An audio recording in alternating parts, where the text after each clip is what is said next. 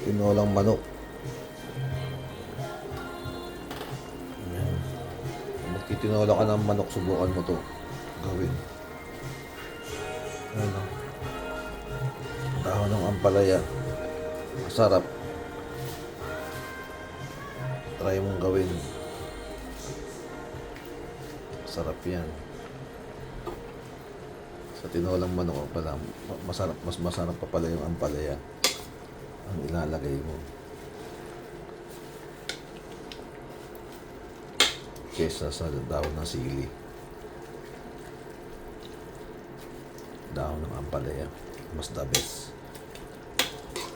Natikman ko to eh.